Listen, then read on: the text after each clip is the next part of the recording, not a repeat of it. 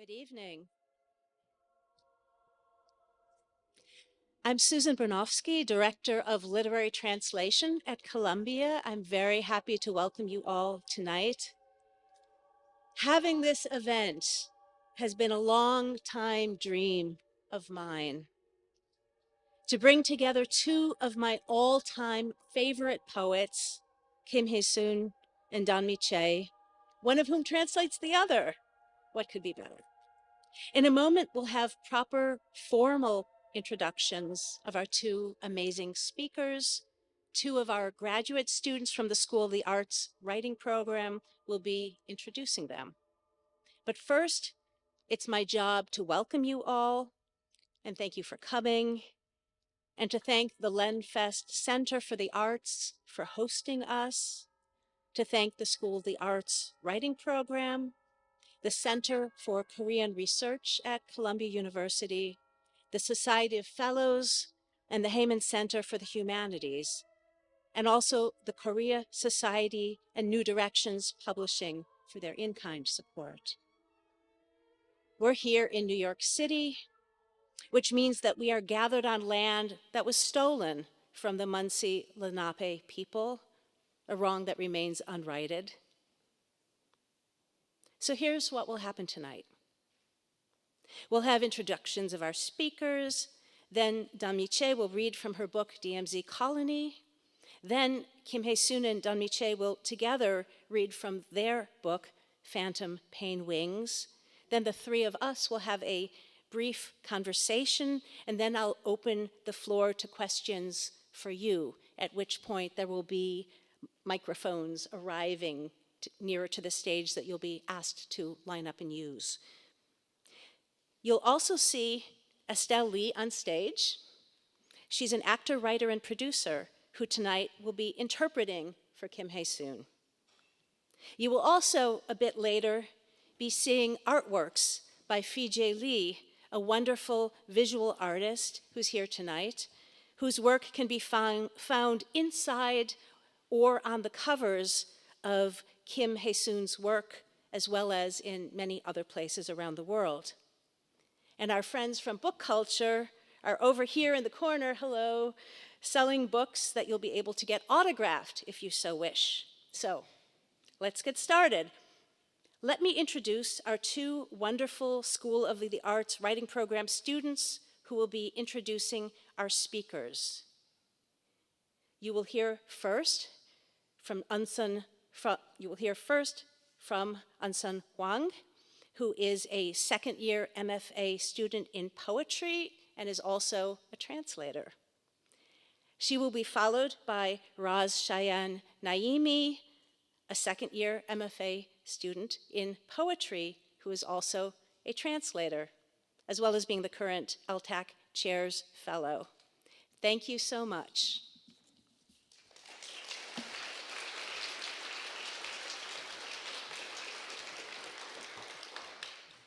안녕하세요. Good evening. It is an honor to introduce Kim Hyesoon, an outstanding and internationally recognized poet from South Korea.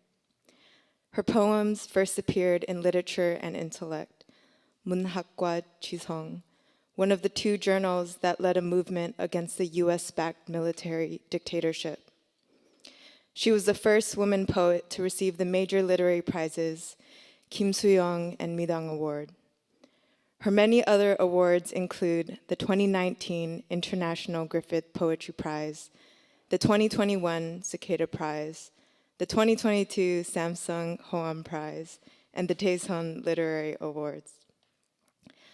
Her work includes 14 volumes of poetry, a few including Anxiety of Words, Mommy Must Be a Fountain of Feathers, All the Garbage of the World Unite, I'm Okay, I'm Pig, the 2019 International Griffith Prize winning book Autobiography of Death, published by New Directions in 2018, and the most recently, Phantom Pain Wings, published by New Directions 2023. These collections are translated by Don Mee Choi. I am personally indebted to Kim Hyesoon and her poetry for it has brought me a sound that fills the silence of my grandmother, Harmony, who escaped with my father and aunt from North Korea after the 38th parallel divide. Throughout my grandmother's life, we were all reminded of her escape and exile. Her forehead was marked by a frostbite scar from having to traverse through the brutality of winter. Kim's work exhumes these unspoken, mistranslated, and voided stories of war. In her work, the unspoken is speaking, and the poet listens and unburies the experiences that were once in hiding. Kim creates a language unscathed by the colonial constraints. It is disruptive and revealing. She deforms such experiences into strange imageries and volatile performances of creatures and humans. A melody exists in this strangeness, one that is too familiar, too familial. In the lecture Kim gave at the Poetry Festival Berlin this past summer, she says, "The ghost of poetry is already within the voice before we are deprived of our tongues under the oppression of the mother tongue. A voice calling for other ghosts, dead and wandering after being vanished, abandoned, and injured. A voice that has nothing and therefore welcomes all." We thank you for being here with us tonight. 오늘 와주셔서 감사합니다.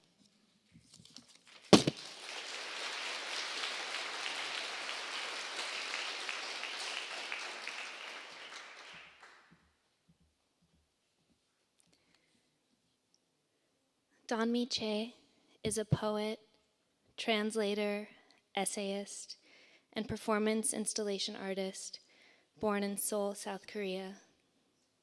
Her body of work includes 3 volumes of poetry, The Morning News is Exciting, Hardly War, and DMZ Colony, which received the 2020 National Book Award for Poetry. Her forthcoming book, Mirror Nation, will be published by Wave Books in April 2024. In 2020, she was named a MacArthur Fellow. She is also a recipient of fellowships from the Guggenheim, Lannan, and Whiting Foundations. She has translated several collections of Kim Hyesoon's poetry. I'll name them again because the titles are so incredible. Anxiety of Words, Mommy Must Be a Fountain of Feathers, All the Garbage of the World Unite, I'm Okay, I'm Pig, Autobiography of Death, and of course, Phantom Pain Wings. Che's work makes cross-disciplinary interventions into the stakes of colonization, military violence, the language of structural domination, and the United States' imperial legacies, particularly in relation to North and South Korea as disunited nation states. What draws me to her work over and over again is its movement, its heteroglossia. Like a chorus, she amplifies the voices of the dislocated, the obscured, the civilian, the homesick. Che's poetics is a practice of visceral provocation and interlingual haunting. Her translation practice, a poetics of vigilant and empathetic betweenness. She writes along the alternating and palimpsestic currents of historical archive and lyrical subversion, reimagining the interpretive acts of hearing and holding. To read her work is to feel what she means when she says, "I must speak as a twin," in her seminal pamphlet, "Translation is a Mode" equals translation is an anti-neocolonial mode. She is an inspiration to many, and speaking personally, her work first showed me how poetry will always share a home with translation. Please join me in welcoming Kim Hyesoon and Don Mee Choi, and Susan. Sky translation. The waste of a nation. The 38th parallel north. The Korean demilitarized zone is approximately 160 miles long and 2.5 miles wide. The DMZ runs across the 38th parallel, a division created after World War II with the end of the 35-year-long Japanese occupation of Korea. The US occupied the south and the Soviet Union the north. The US still occupies South Korea with military installations, bases, and troops. The Korean border is one of the most militarized borders in the world. On February 23, 2018, the day of my poetry reading with Daniel Bozutsky at the Pulitzer Arts Foundation, I walked across Forest Park in St. Louis, Missouri. I was heading toward the St. Louis Art Museum. I heard a kind of muted, distant calling, a polyphony of cries. Because I had never heard the flock calls of snow geese before, I was baffled by the flood of sound, seemingly from nowhere and everywhere. Instinctively, I turned my head from side to side, then up. My head tilted back triggered vertigo, a common symptom of Meniere's disease. My ears flapped about dizzyingly like a sparrow and followed the migrating snow geese above. The geese promptly instructed me a chorus. Return, return, return, return, return, return, return. Return, return, return, return, return, return. Return, return, return, return, return, return.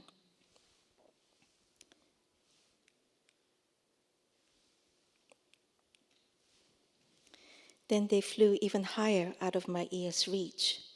The snow geese must have felt sorry for the homesick sparrow from a faraway place, for they dropped me a little line from the sky.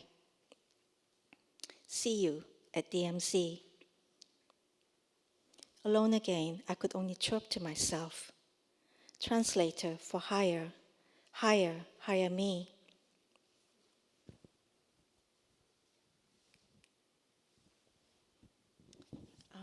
I'm just jumping to another section of the book called Mirror Words, and it was primarily inspired by what Kim Hyesoon said in our interview in Autobiography of Death.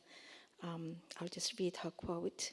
It may be that women's or death's song is sung only in vowels without the consonants. And it was also inspired by the film The Silence by Ingmar Bergman, in which he he uses made-up language.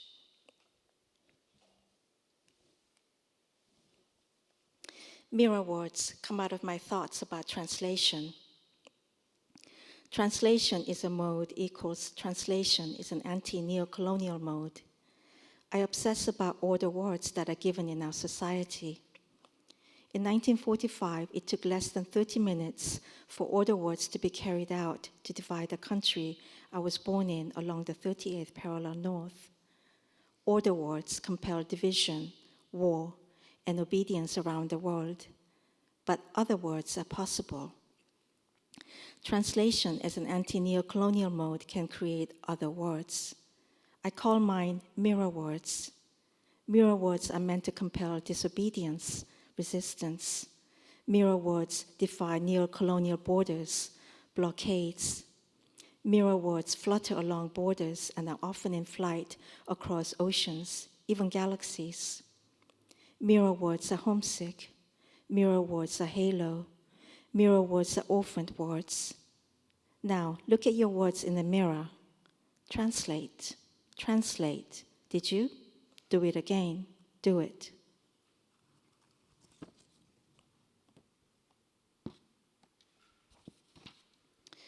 Ruoi isan alexe siti laitram wal. Ro na elbate grof nu nosel. Ruoi isan alexe ere si nuk ud noa, ruoi is an alexe, era uoi, evil a, si nuk evil a, la tob noitan, era uoi evil a, kakka ke omnyong imnika.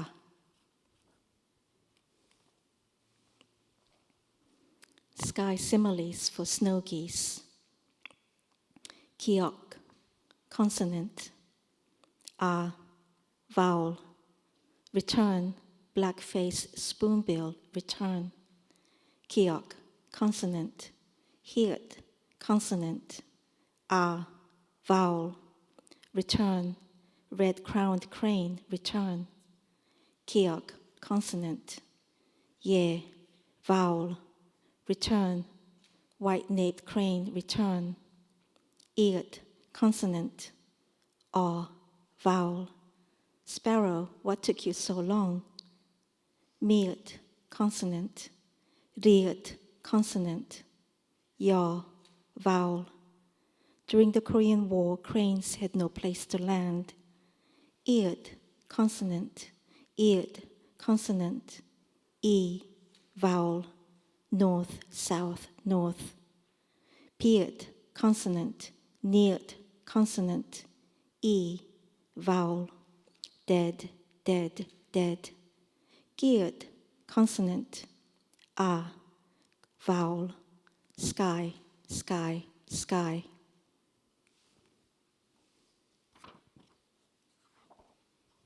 Your Excellency, is it martial law? Is it of grave significance? Is it written in a foreign language? Your Excellency, no translators are currently available. I squat beneath you. My film, a signifier without the signified. The American cabinet has no tolerance for foreign words. We, the nameless. Who are you? We are the angels of America. Who are you? We are the angels of America. We bow to no one in particular. Our vowels are incomprehensible. Only the consonants pass from hand to hand, colony to colony. We cheer, we weep. We are E, we are E. We are eternally motherless. We are your orphans, we are your angels. We are your mirror words. What's written on paper is obvious. See you at DMZ.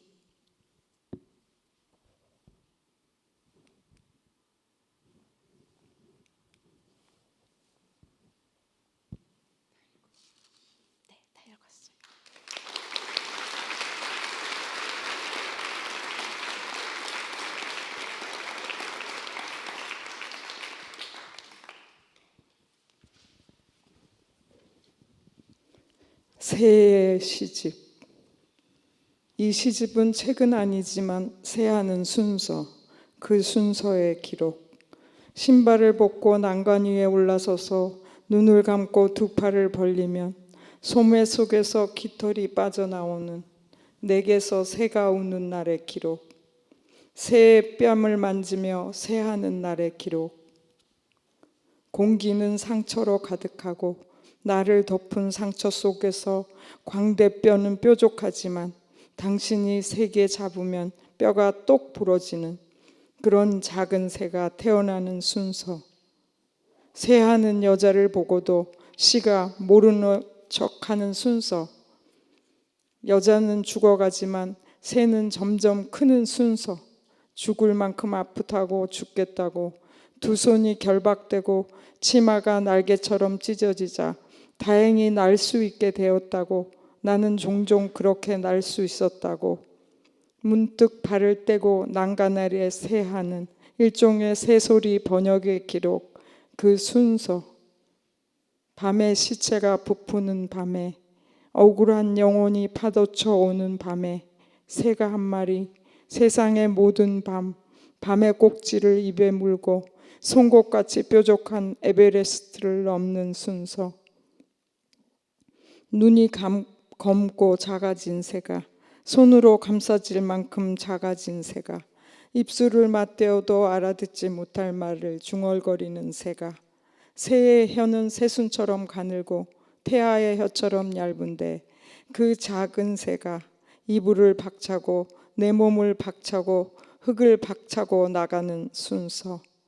결단코 새하지 않으려다 새하는 내가 결단코 이 시집은 책은 아니지만 새라고 말하는 내가 이 삶을 뿌리치리라 결단코 뿌리치리라.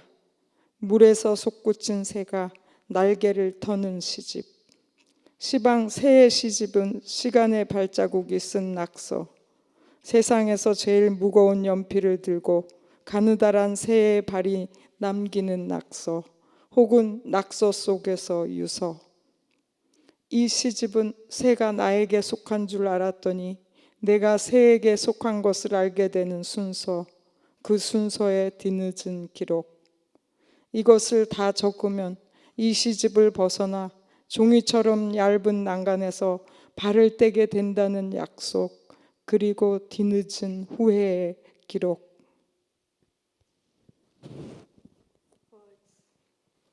Bird's Poetry Book.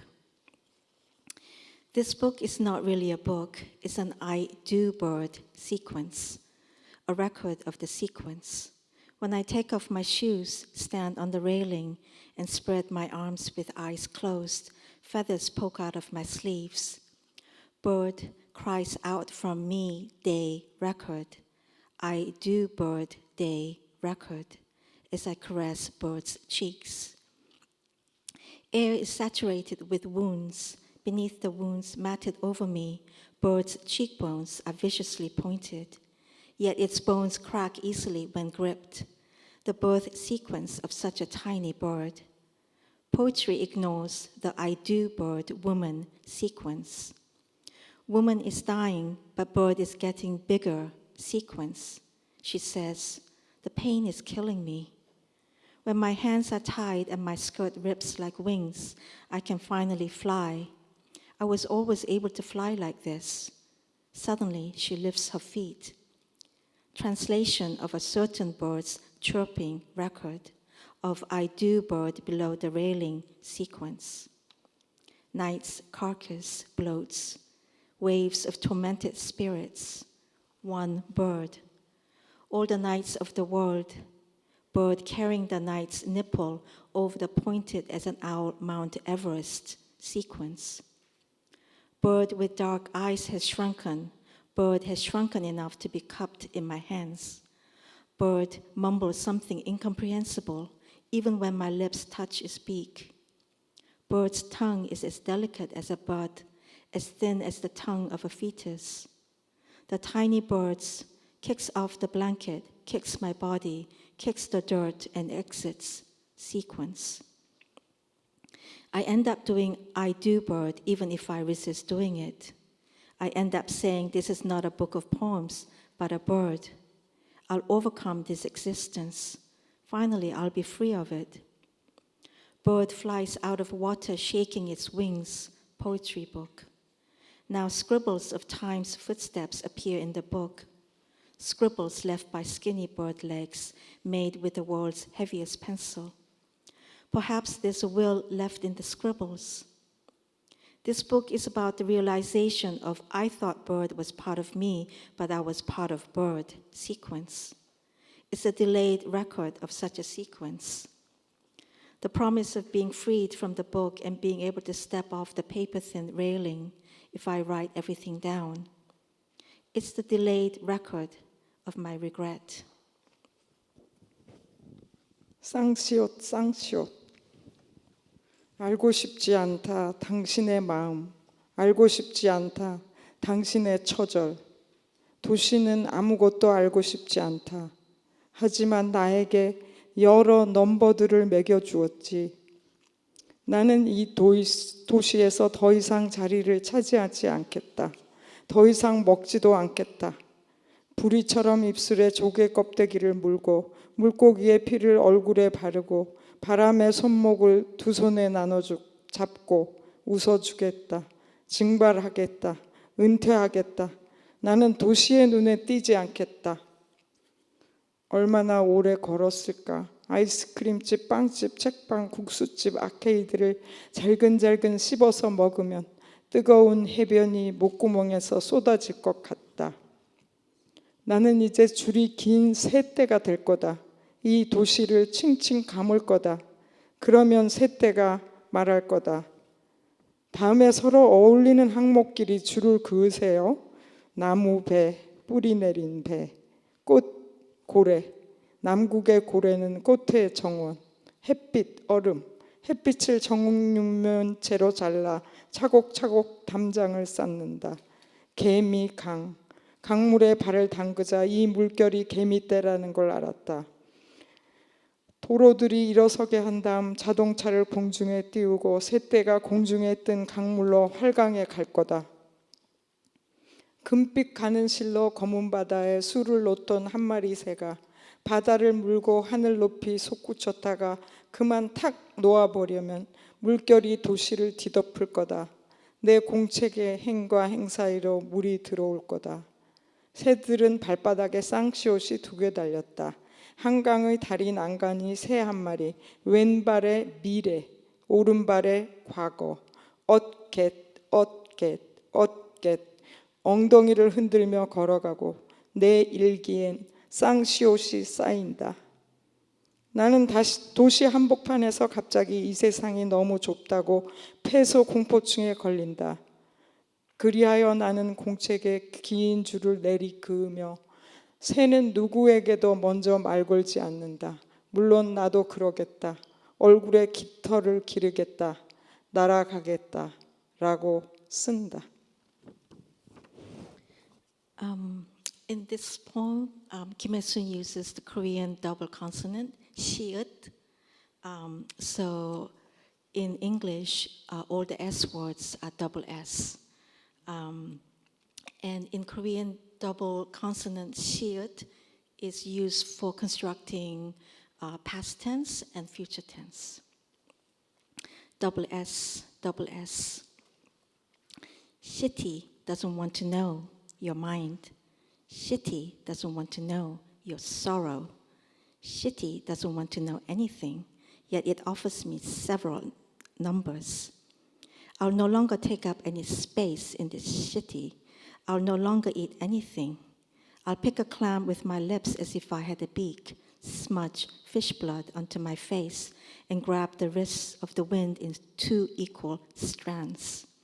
I'll laugh, I'll evaporate, I'll retire, I'll stay inconspicuous.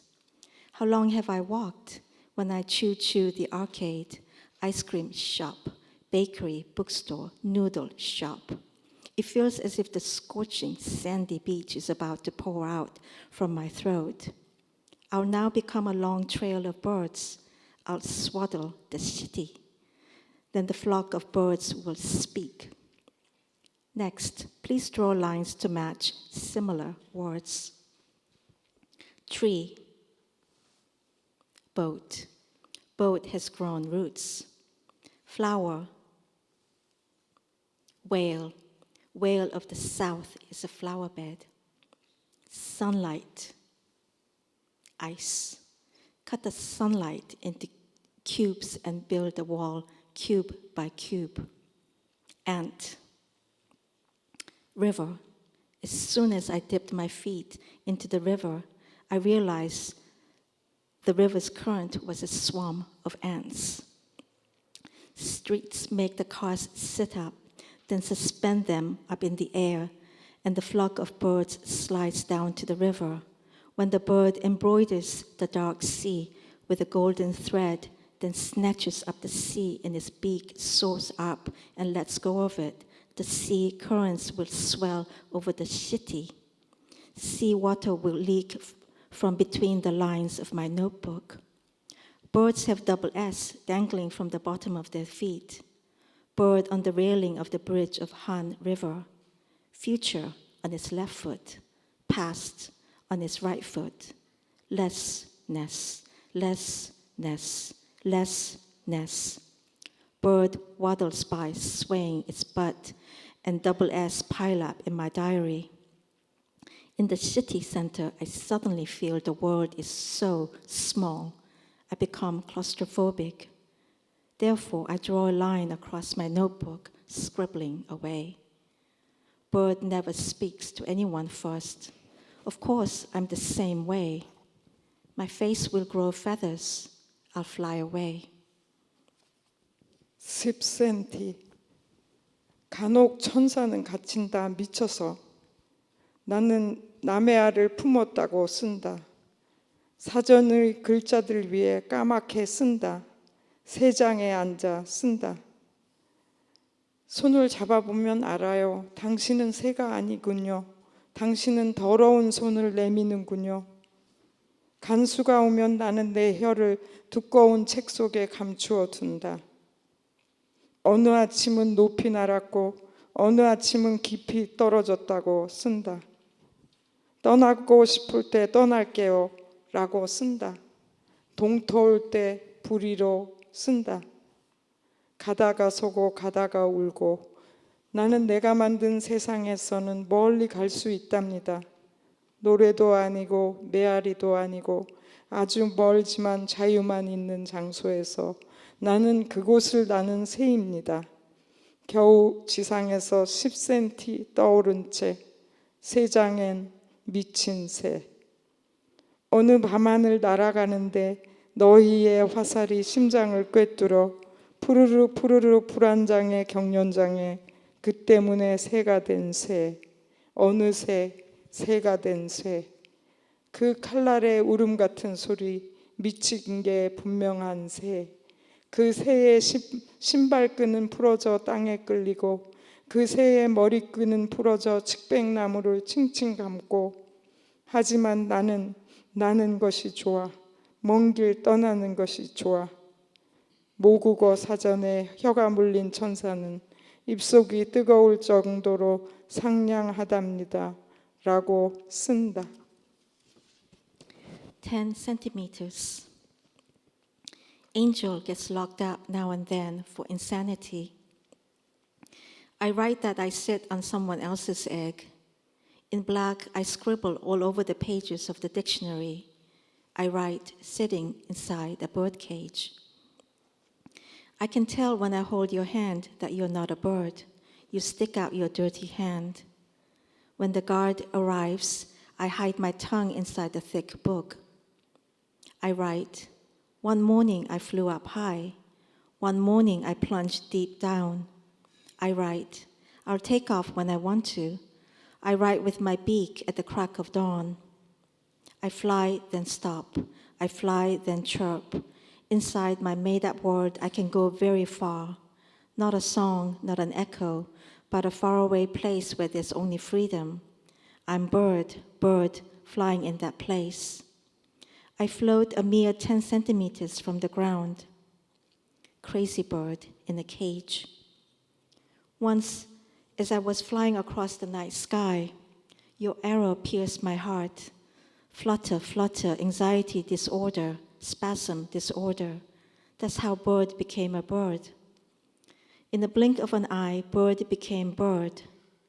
Knife blade like chirps. Bird is definitely mad. Bird's shoestrings come untied, dragging on dirt. Bird's hair ribbon comes untied, winding a cypress tree. But I love flying. I love going far away. I write, angel whose tongue got bit by the mother tongue dictionary is polite to the point that its mouth is burning. 초. 기쁘다 구주 오셨네 하면 기쁘다 내 죽음이 오신 것 같고 기쁜 우리 젊은 날 하면 그가 나를 죽인 기쁜 날 같고 기쁨의 복음을 하면 나 죽은 기쁜 소식 널리 전하세 하는 것 같고 쌍비의 때문인가 아빠 오빠 기쁨은 한 통속이어서 결국 내 숨을 끌어오는 것 같고 나가 내 방에서 나가 나를 태워야 너를 내쫓을 것 같았는데 여고생들이 스크럼을 짜고 울면서 나가 내 방에서 나가 행진할 때 제일 눈물이 났습니다. 우는 사람이 우는 사람에게 얼굴을 기울여 눈물로 불을 당겨주면 첫눈 내린 날 붉은 소매를 뚫고 유령들이 흩어지고 흩어지고 별은 누가 만져주기 전까지 뒤집어져 있었습니다. 기쁨의 주 밝은 빛을 주시네 하면 결국 내 몸을 태워 내 두 눈이 씨앗틀 때처럼 밝아지는 것 같고 입을 꺼트리면 천지의 새들이 다 날개를 펼 수 없을 것 같고. Candle. When you say joy to the world, it's like joy, my death has come. When you say our joyful days of youth, it's like joyful day he murdered me. When you preach the gospel of joy, it's like please spread the happy news of my death. Is it because of double P? Papa, Oppa, Happy are in cahoots finally coming for me. Get out, get out, get out of my room. I know I should set myself on fire to kick you out. But I wept the most when high school girls, their arms locked and marched and cried, get out, get out, get out of my room. When someone sobbing gets in the face of another sobber, igniting in tears, ghosts bore holes through my red sleeves and scatter on the first day of snow, and stars stay inverted till they're caressed. When you say Lord of Joy gives us bright light, it's like my eyes glow as they sprout from my body's ashes. When you put out this light, it's like all the birds of the world can spread their wings. 엄마의 팽창. 눈 속에 파묻힌 흰 토끼야. 하얀 시트 하얀 베개 좋은 잠옷 우리 엄마. 두 손을 포개고 눈 속에 누운 흰 토끼의 정적. 아무것도 안 듣는 귀들은 자라서 가까이 다가가면 때 묻은 구름이 되었네. 내리는 눈송이처럼 강물에 앉은 안개처럼 안을 수 없는 흰 토끼야. 식물인간이란 말은 식물에 대한 모독일까 격려일까? 식물인간의 영혼이 가득 고인 병원의 복도를 걸어가네. 옛날에 천재 소녀가 살았는데 소녀는 늙어서 침대 위에 흰 토끼가 되었네. 이름이 뭐예요 물으면 잊었어요 말도 못하는 주춤주춤 넓어지는 희디인 불구가 되었네. 우리는 맹렬하게 자라서 무엇이 될까? 희디인 토끼를 이불에서 꺼내 흔들어 보내. Mummy's expansion. She's a white rabbit buried in snow. White sheets, white pillows, nice nightie, my mummy. White rabbit lying still under the snow with his paws crossed. Her ears that don't listen to anything have grown up. When I go near them, they become filthy clouds, like falling snowflakes, like fog on the river. Mummy's a bunny that can't be held. Human vegetable, is this term meant to insult or praise plants? Mummy walks the hospital hallway filled with the souls of human vegetables. Long, long ago, there lived a genius girl. She grew old and turned into a white bunny in a bed. What's your name? I forgot. She can barely speak. She became disabled and snow white, growing wider and wider. What will we become after we grow up fierce? We pull out the whitest white bunny from under the blanket and shake it. 이 나라에선 날지 마. 아빠, 여기서 태어났는데 이 나라를 피해야 한대. 지금껏 살아왔는데 이제부터는 안 된대. 이 나라가 나를 찾아다닌대. 국경이 봉쇄되었다는데 이 나라에서 발을 떼야 한대. 전 국토가 내 발자국을 거부한다는데 내 얼굴을 다 안대. 숨 쉬면 죽인대. 울면 안 된대. 아빠, 나는 물속으로 달아나. 눈을 감으면 몸이 떠올라. 전부 물이야. 아빠, 봐. 물속에선 목이 더 말라. 그래서 몸이 떠올라. 이봐, 벽에도 누울 수 있어. 천장을 딛고 걸을 수도 있어. 몸을 둥그렇게 말고 날아. 책장에서 책이 쏟아지고 그릇들이 날아가. 수압이 높은 곳에선 시간은 두 발을 끌며 천천히 걷고 침대 밑에선 1000살짜리 거북이가 나와. 여기선 새가 10손가락으로 얼굴을 가리고 걸어. 누가 알아보고 손가락질 할까봐. 사람들 보는 데서 주책 없이 몸이 떠오를까봐.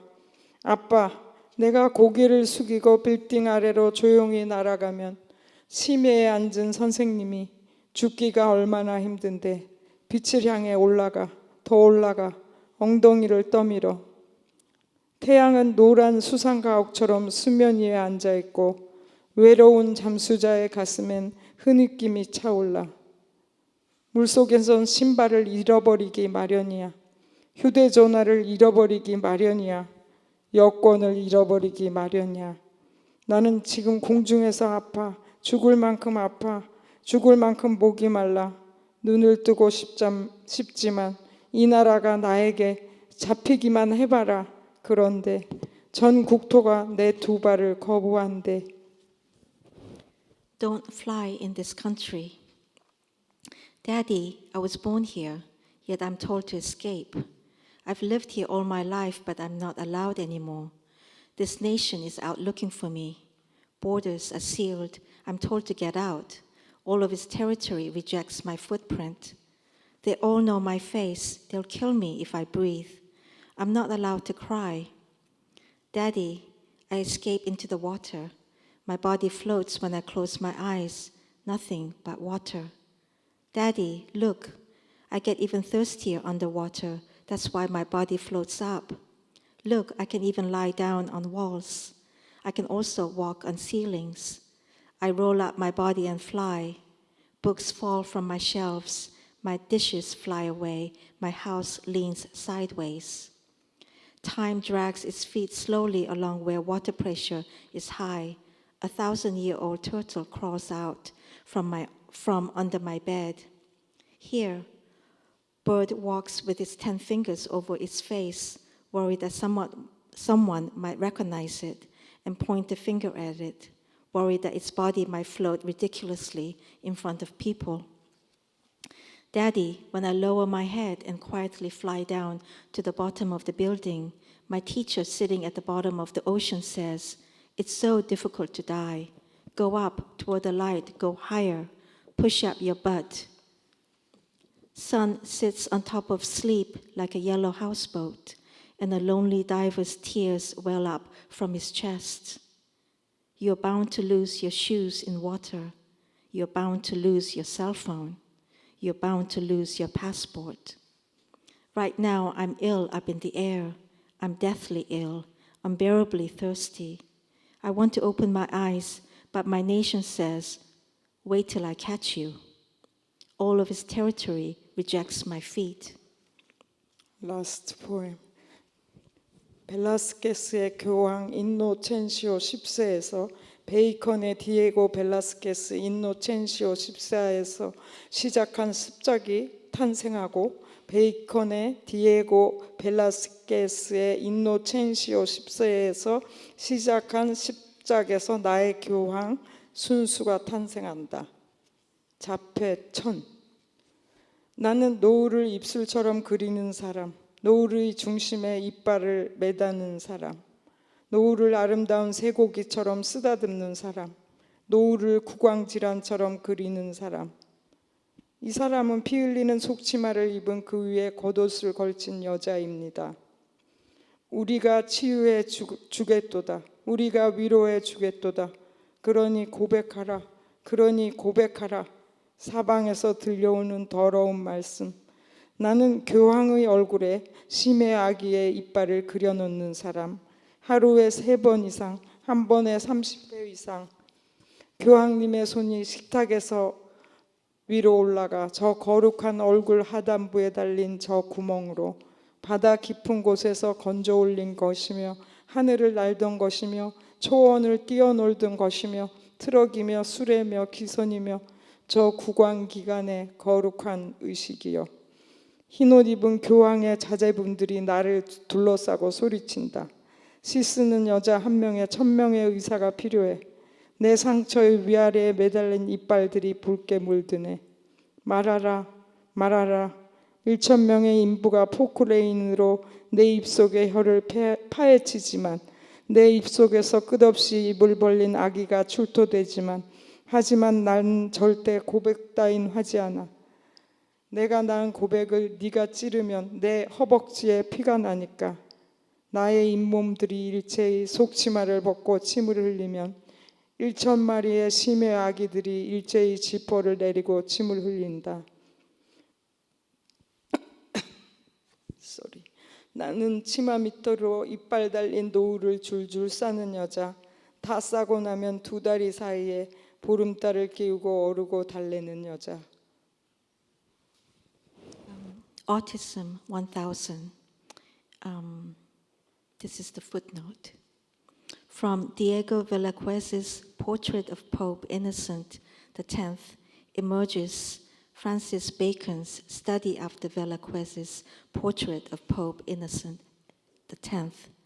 And from Bacon's study after Velázquez's Portrait of Pope Innocent X emerges my innocent Pope. Autism 1000. I'm someone who draws a sunset as lips. I'm someone who hangs teeth in the middle of the sunset. I'm someone who strokes the sunset as if it were beautiful beef. I'm someone who paints the sunset like a diseased mouth. The woman has a dress on over her blooded slip. We'll heal you, we'll comfort you. So confess, filthy words from every direction. I'm someone who draws monkfish teeth on the Pope's face more than 3 times a day, more than 30 times. Pope's hands are up on the dining table, things dragged up from the deep sea, things that flew in the sky, things that used to run about in the meadows, trucks, carts, ships, all enter the hole dangling from the chin of his holy face, the holy consciousness of his mouth. Pope's underlings in white outfits circle me and shout, "For one woman who writes poetry, you need 1,000 doctors." Teeth dangling from the top and bottom of my wound turn crimson. Speak, speak. 1,000 laborers on excavators are digging up my tongue. Infants with gaping mouths are endlessly excavated from my mouth, but I'll never confess. Because my thighs bleed when you stab the confession I give birth to. When my gums take off their slips all at once and dribble, 1,000 deep-sea monkfish unzip in unison and dribble. I'm a woman who pisses a toothed sunset under my skirt. After I finish pissing, I insert a full moon between my thighs and coddle it.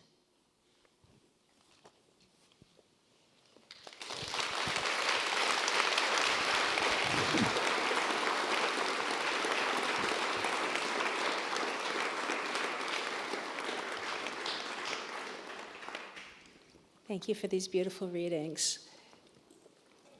It's such a treat to be able to hear you both read together and hear how the cadence of one voice responds to the cadence of the other. Thank you. So I won't take too much time for my own questions because I know that there are a lot of people here and you probably have questions and I want to leave some time for yours. Microphones are arriving. But I wanted to ask a few things, a couple easy things. You two have spoken and read together many times. I know that you have many times answered questions about your work. So I thought I'd bring in some topics. The first topic I want to ask you about is beauty. So I'm thinking about the conversation that we had a little earlier today when Kim Hyesoon told me that at an earlier reading of her poetry, somebody, the place where she was reading arranged for somebody to be playing the cello alongside the readings, and I immediately thought, wait a minute, shouldn't it be a trumpet? Or something. So here's my question. I was thinking about the debate about beauty at the end of the 18th century between the great German writer Johann Wolfgang von Goethe and the great French writer Denis Diderot about whether you could make beautiful art by depicting ugly things. So this isn't a quiz about Goethe and Diderot.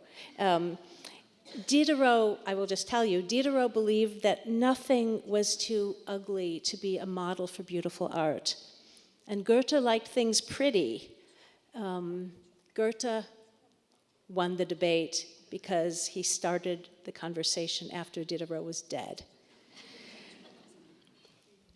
But thinking about the question of the ugly and beautiful in art, both of you write poetry that challenges the reader and really takes on very disturbing historical and political material and uses it to make art. The work is disturbing, sometimes angry, sometimes sad, sometimes funny. But always there's such a beauty to the language in both of your work, though in different ways. But the beauty maybe is not about providing comfort. And I wondered if each of you could say something about what beauty means to you in your own poetry, or in the others' poetry, if you like.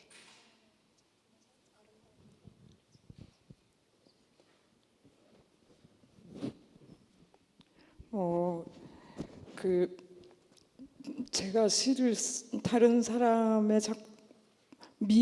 아름다움의 기준은 시대마다 다르고 또 장소마다 다 다르다고 생각하는데 제가 시를 쓸 때에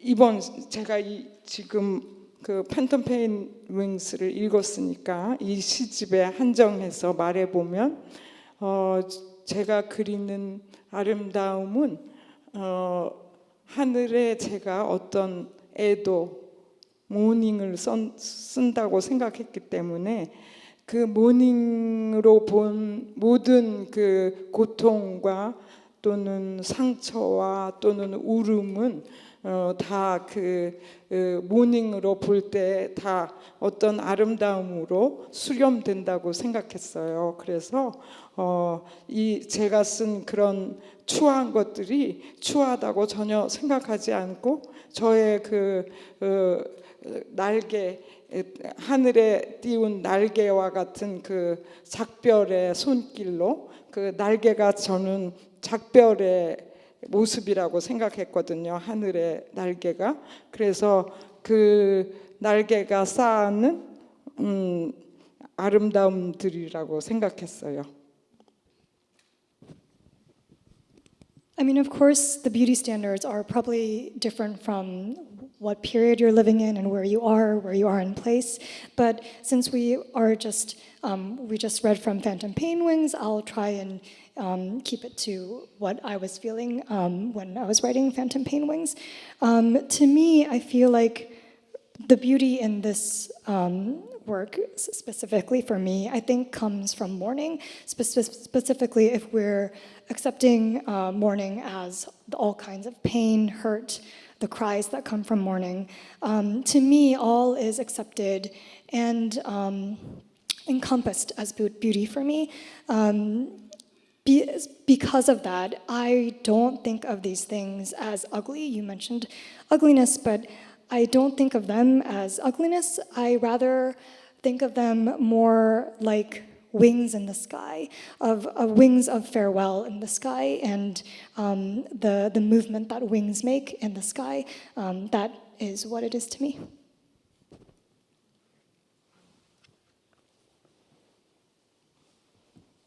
Actually, I didn't think about beauty at all when I was writing DMZ Colony, but instead I was really searching for different modes of language, of memory, language of wound, and trauma. So the birds, I translated the snow geese, the patterns in the sky as letters as DMZ, and then I also did, I wrote over them, so it was like a tracing.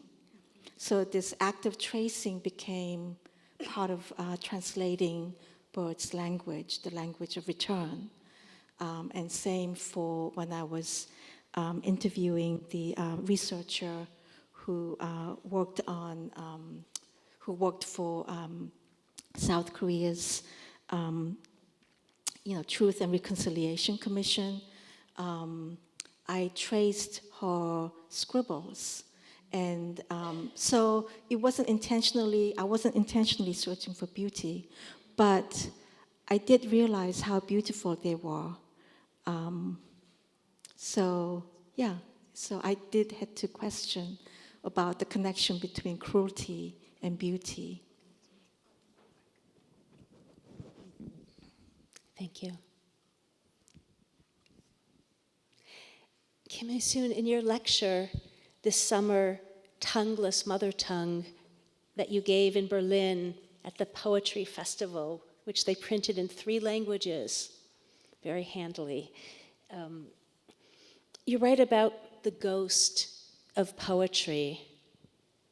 You write, the ghost of poetry is already within the voice before we are deprived of our tongues under the oppression of the mother tongue.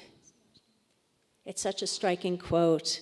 And as we heard, Unsun also picked it for her introduction. We both seized on the same quote. The quote reminds me a little of Yoko Tawada Yoko, writing about distrusting people who speak their native language fluently. And I'm curious about this notion of oppressive language. Could you say a little more about, what the oppressiveness of language, how that figures in your poetry?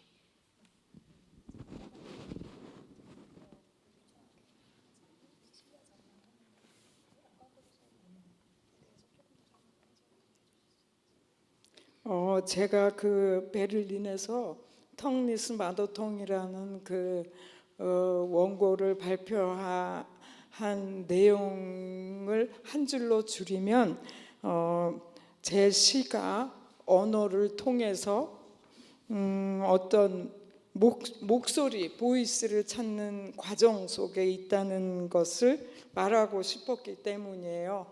그러니까 모국어의 어떤 경계를 넘어서는 그런 목소리, 그러니까 우리가 쓰는 언어를 넘어가면은 그 안에 의미도 버리고 또 거기에 켜켜이 쌓인 고정관념도 버리면 어떤 그 비명과 같은 목소리, 빛을 켜는 것 같은, 그 어둠 속에 빛이 켜지는 것 같은 그런 보이스가 숨어 있을 것이라고 생각했고, 제 시의 언어들이 그것을 찾아가는 과정 속에 있다고 생각했고, 그것이 바로 제 시의 미학이라고 생각했기 때문에 그런 글을 쓰게 되었어요. 그래서 시라는 것이 모국어를 아름답게 만드는 것에도 굉장히 중요한 영역을 개척하는 것이지만, 모국어에 쌓인 어떤 그 더러움을 씻어내는 것도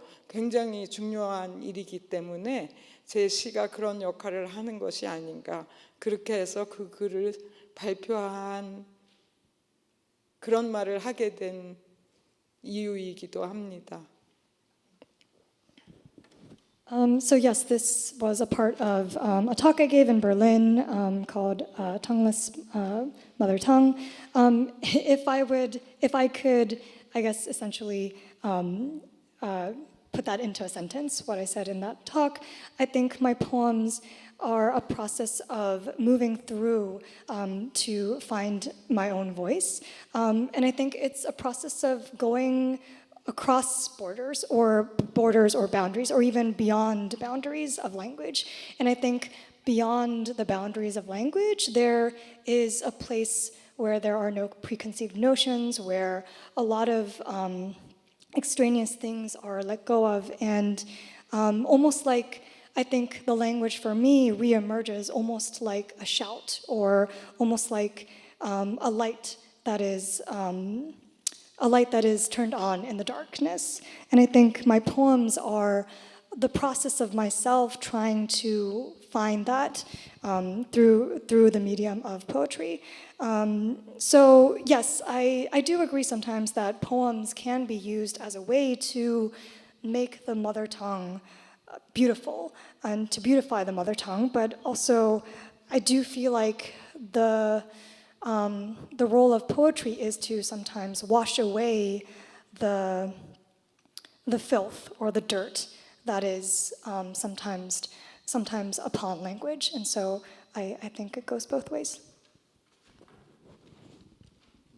And Don Mee, with you, it's, oh, pardon.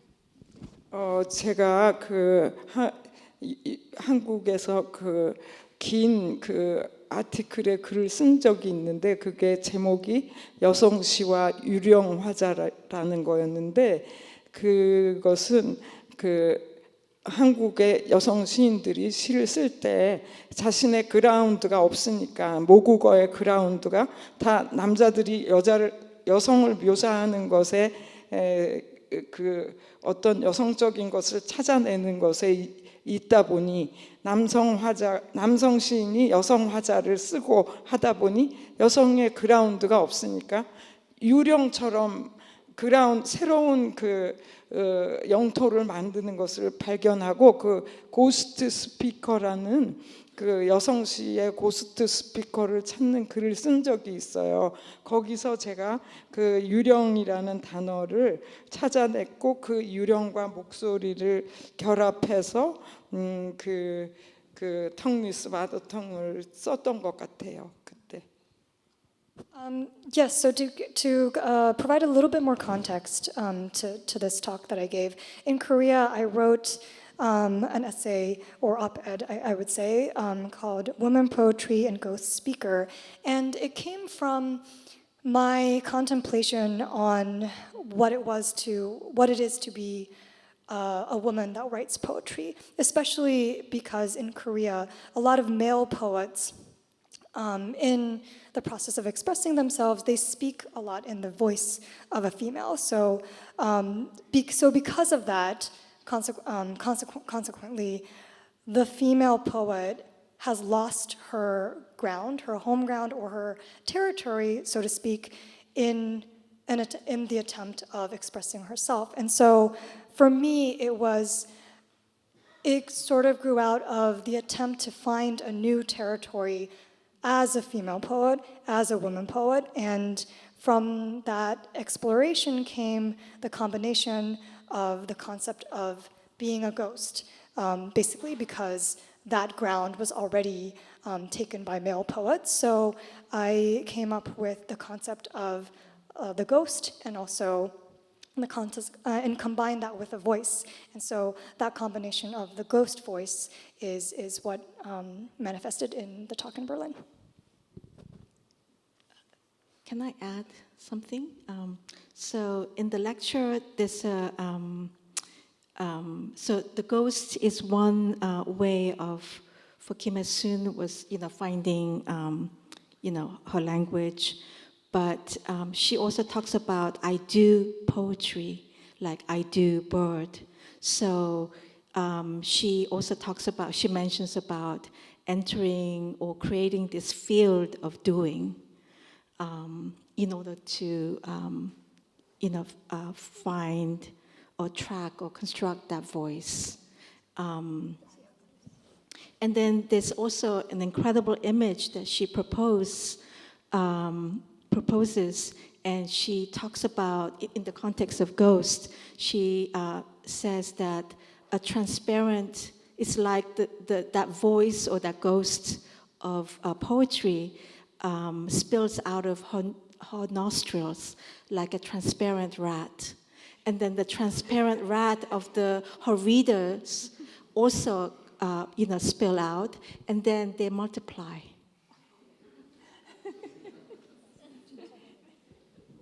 and that's what I have to translate. I was about to say, speaking of multiple voices. You yourself are a poet with a very strong voice you also ventriloquize a lot of other people in your work, and here you are translating. Isn't that oppressive? You have to translate somebody else's ventriloquy. Or how does this all work?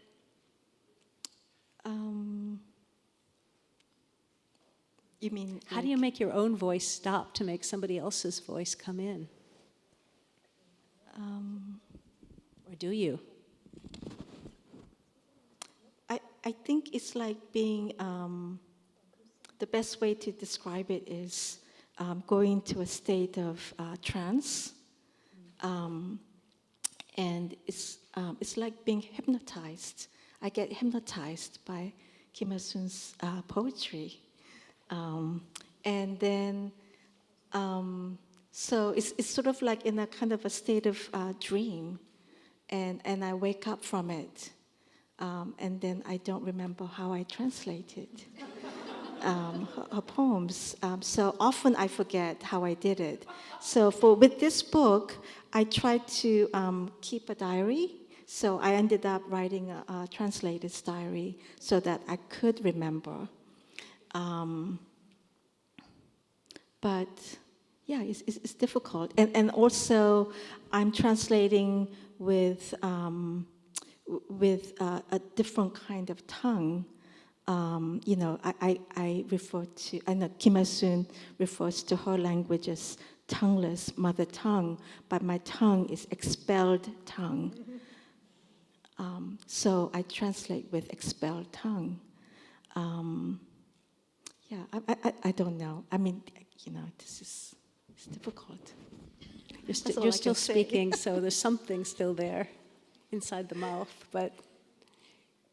and so many languages floating around. Oh, okay. I can add something. Because of jet lag, I've been like getting up at 3 a.m, and so I've been rereading Ricoeur on his translation, Paul Ricoeur. Am I pronouncing his name okay? And he says something really beautiful. And he says, to think and to speak is always to translate. So that self-understanding can never happen without this act of translation. And that in order for any kind of historical or political reconciliation, we have to translate each other's wounds into into the language of of strangers, or into our own language. That's how we have to share. So for him, the act of translation involves memory and mourning. And I know that Kim Hyesoon has also talked about that. But I think that is, partly what I'm doing, not only translating Kim Hyesoon's language, but in my own work, I am translating, this more kind of the language of wound, in relationship to the US and Korea. Thank you. I predict that tomorrow morning there will be a run on the Paul Ricoeur books in the Columbia University Library. The time has been flying past, and I think that I have to let other people ask questions. If you have a question, please come up to one of the microphones.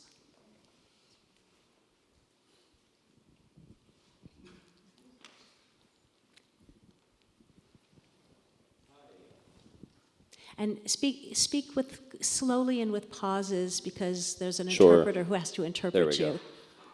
Thank you both so much. I'm always curious with artists and writers, do you have one or two literary influences that have stuck with you through your entire lives, for each of you?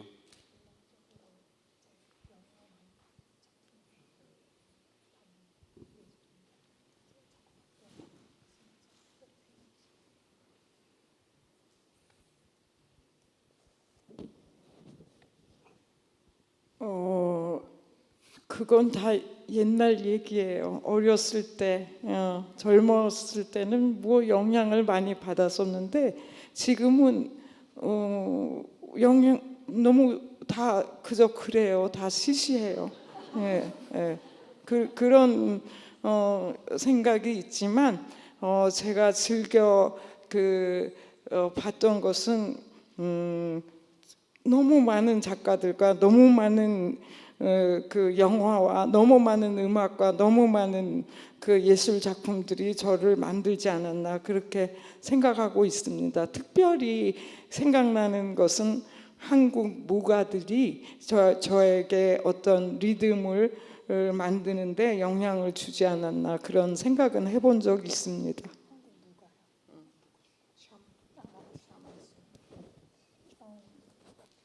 I think that's, you know, that kind of period was a very long time ago for me.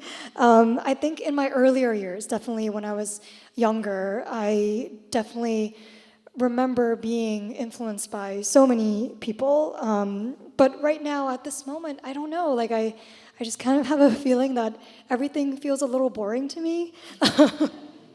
But I will say that definitely in my younger years, I have been influenced by so many writers, films, musicians, and I am definitely indebted because they have made me who I am today for sure. If there is one specific influence, I would probably say I feel like the Korean shaman songs, the traditional shaman songs, have infused in myself a sense of rhythm and musicality. I will say. I think, of course, for me, it's Kim Hyesoon. She's never boring. But I was also quite influenced by Susan Bernofsky's translation of Robert Walser. He had a huge influence on me. I don't know. I mean, anyway, so that.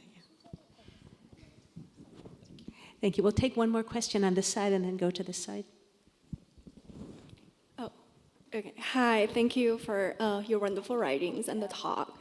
So in both DMZ Colony and Finding Penguin, the piece demonstrate a very powerful pick of words, so like no words was redundant. A writing of culture diaspora is always allegorical. It is important for the readers not only read what's on the page, but also to be aware what words were intentionally left absent. So my question to both is what words are intentionally not used in your writing and translations? What words need to be left absent?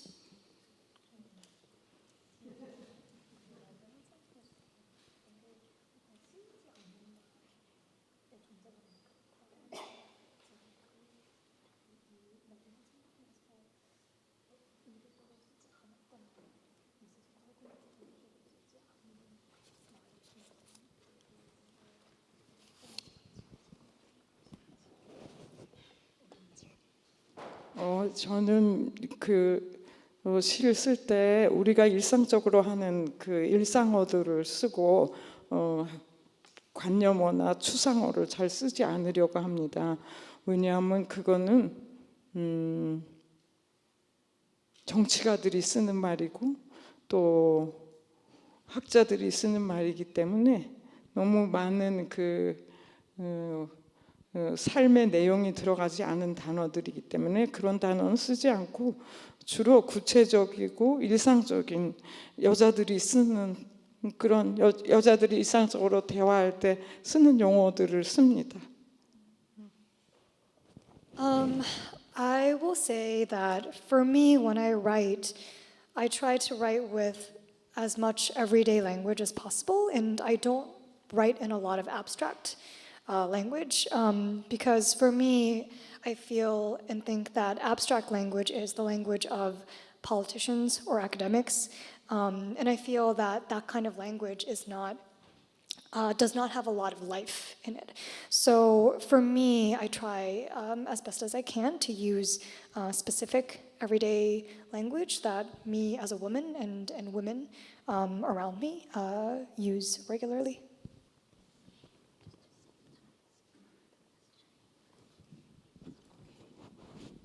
We're going to take a question on this side, please. And if you haven't yet stood up to ask a question, I think we have to leave it with the people who are already standing in line because we're running up against the end of the event. Sorry, just pulling up my notes here. Oops. There we go. How often do you find yourself writing in anticipation of an audience? Oh, sorry, context being, at this stage in your careers, how often do you find yourself writing in anticipation of an audience beyond yourself? And subsequently, how does that frequency affect your creative instincts?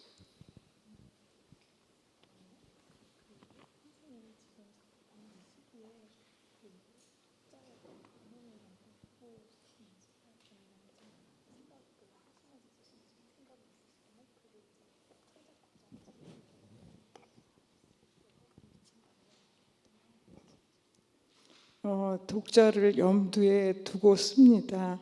그러나 그 독자는 지금 내 시를 사볼 독자가 아니라 3,000년 뒤에 나타날 어떤 아이 또는 그런 존재하지 않는 독자를 향해서 씁니다. 그 유령의 독자들을 향해서 말합니다. 그러니까 눈을 뜨고 살아있고 제 책을 사볼 독자가 아니라 어떤 유령들을 향해서 그 먼 시간도 공간도 존재하지 않을 그곳을 향해서 말합니다. 그리고 슬픔의 골짜기에서 날개를 활짝 펴고 들을 그 유령의 날개를 향해서 말합니다. 그렇지 제 책을 사볼 독자를 생각해 본 적은 거의 없습니다. Yes, I do have the reader in mind when I'm writing my poems, but they are not with the reader today. I don't have the reader of today in mind. Rather, for me, the reader that I have in mind is perhaps a child 3,000 years from now. So the reader that I am writing to does not exist in this time. So you could say that I am writing essentially to a ghost reader, and that I'm writing to ghosts that are beyond space and time. And I think I'm also writing in a space where I'm writing from the mountains of sadness up to the wings of a ghost.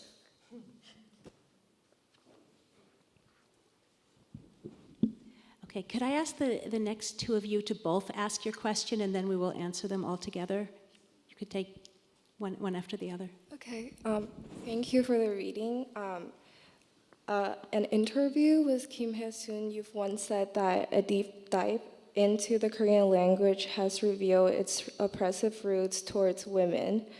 I'm wondering how that influenced your creation of poetry in the Korean language, and how does translation possibly lift up that pain of oppression and marginalization? Does this alternate certain power or powerlessness in your poem? Wait, sorry, can you repeat the last sentence, please? Does it alternate certain power or powerlessness in your poem?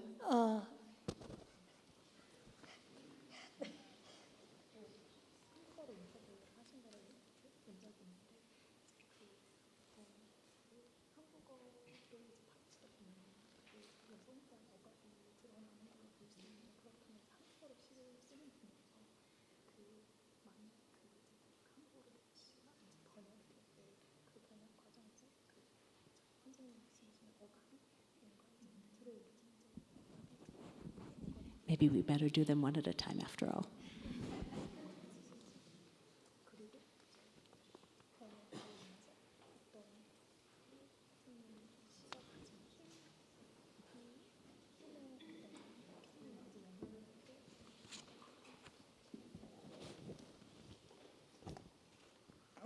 제가 질문의 내용을 정확히 파악하지 못했어요.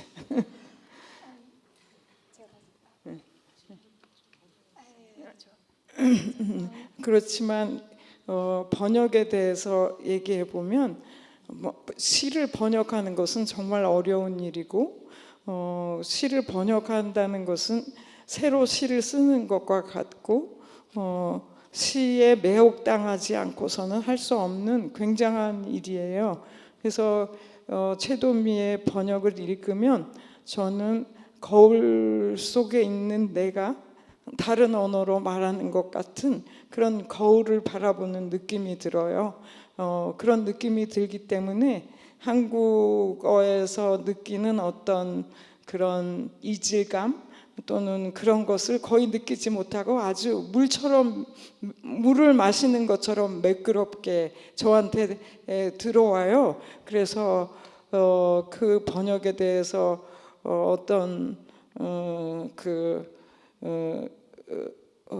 이질감은 없었어요.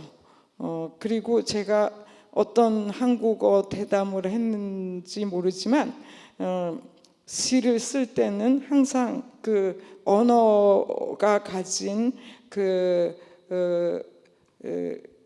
언어에 들러 씌워진 억압을 벗기기 위한 작용이 시쓰기이기 때문에 그 언어를 자연에 놓아주려고 하는 행위예요.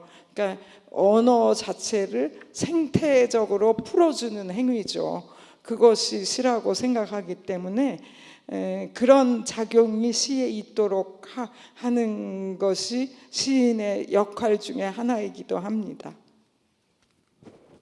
So I'm not like 100% sure that I 100% understood the intention of your question, but I will say in terms of translation, I do feel like the translation of poetry especially is a very, very difficult process, and I feel like it's almost a process of writing anew, wholly anew. And for me, when I read Don Mee's translations, it's as if I am looking at myself in a mirror, speaking in a different language. And for me, that's how much I feel that the language really flows. And I don't really even feel that sort of distance or sort of discomfort coming from a different language. So I think that was done in a really great and beautiful way. And I don't know exactly which interview you are referring to, but for me, the act of writing poetry is a process of throwing off the shackles and the oppression that encases language for me, and to let it be free in its natural state in nature. And I feel like that is the responsibility of a poet, and that is what I naturally aim for in my writing. Thank you. We'll take the next question, and then if you would like to have a book signed, please line up at the book table, but wrap your line around the back of the room so that you don't block the book table for others. Okay, last question. Thank you. Hello, I'm Seohyun Lee, and as a Korean American, for me, the process of reading your works is as much a historical examination as much as it is a poetic experience. I feel as though the diasporic tongue is a distinctly different kind of expelled tongue. I have memory of my family's war trauma from the memory of my father and the memory of his father. How do I search for memory, and how do I mourn for such a memory that I'm detached from? 이제 한국계 미국인.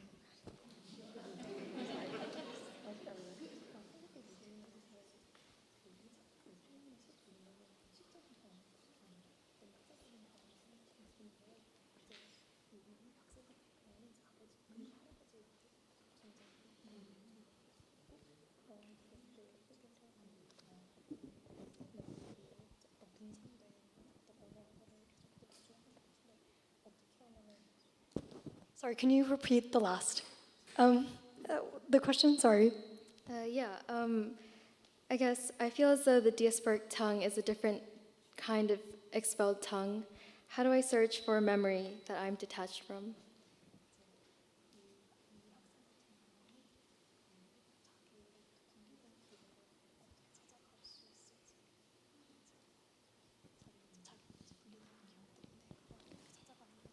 제가 모든 것을 아는 건 아니에요. I just want to say I don't know everything. 그러나 제가 이 시집의 한정에서 팬텀 페인 윙스의 한정해서 말해보면 이 시집에서 저는 아빠 너라고 불러요. 그러니까 우리 한국에서는 아빠를 you 또는 독일어로 하면 du라고 부르지 못해요. 그러나 저는 이 시에서 아빠를 하대하는 말로 아빠 너가 이렇게 불러요. 왜냐하면 아빠가 살아계실 때는 너라고는 당신이라고 한 번도 안 해봤어요. 그렇지만 돌아가셨기 때문에 저는 아빠 너라고 불러요. 그거는 아빠를 무시하기 위해서가 아니라 죽음 안에서 우리가 어떤 평등하게 상징 체계 안에서 우리가 평등해지려고 애쓰는 저의 언어적 행위예요. 그게. 그래서 아빠 너와 그 경험을 평등하게 하는 거죠. 아빠가 저를 바라볼 때 아래로 바라보던 거하고 제가 아빠를 위로 보던 것을 평행하고 평평한 세계에서, 왜냐하면 죽음 안에 들어가면 모두 평등할 것 같아요. 나도 아빠도. 아마 그곳에서는 다 존댓말이 없을 것 같아요. 그래서 저는 그 평등하고 평평한 세계로 들어간 거죠, 이 시집에서. 그래서 이 시집에서는 죽음 안에서 전부 평등한 사물과 아빠와 내가 나오거든요. 그래서 이 가부장제와 마주한 저를 세웠어요.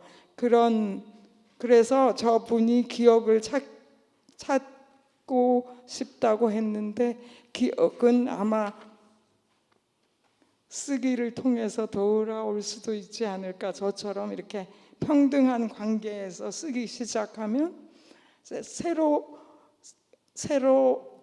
생성된 세계가 나오지 않을까. 이렇게 기억이란 원래 새로 만드는 것이니까, 기억이란 건 찾는 것이 아니고 새로 만드는 것이거든요. 그래서 모든 걸 알지 못하지만 아무튼 Okay. Yes, I do want to say that I do not know everything. But if we limit the discussion to this book, Phantom Painwings, there's a poem where I refer to my dad as no, or in German, du. And this, to give a little bit of context, we, as Koreans, we are always addressing our elders, or especially our parents, in the honorific sense. So we are never using just plain you to address them. To do that would signify that they are in a lower social rank than us, which is never possible when you're in Korea. But so when he was alive, I never called him no. But after he died and after his death, I address him as no in this poem. And this is not to dismiss him or to ignore him at all. It is because that I feel that in death, it is an act of language for me in my effort to become an equal to him. In the patriarchal society in Korea, in death, I want to be on equal footing and to see our experiences, my father's and my own experiences, as equal, that are parallel to each other, because ultimately we are all equal in death. And so I feel that there's no honorific speech in death. I use a lot of equal flat objects to signify that flat space in my poems. So you asked, how do you find your way to memory? And I have a feeling that maybe it is through writing that you may find your way. You may find your way once you find that language for yourself when you are in an equal standing in language, and maybe it can be a process of newly constructing or newly giving birth to a world. Because when you think about it, memory is not found, it is made and born. Can I answer too? Kim Hyesoon said that she doesn't know everything, but for me, I don't know anything. However, I do have a very quick answer, which is that you should read works in translation, because that translation has been recreated through the act of memory. So the translation itself contains so much memory, and then the act of you trying to, translate will also help you to connect to memory that you've been disconnected from.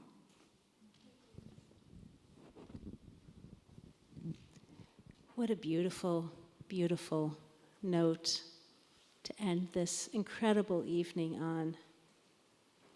You've seen extremely skillful interpretation, Estelle. That was brilliant.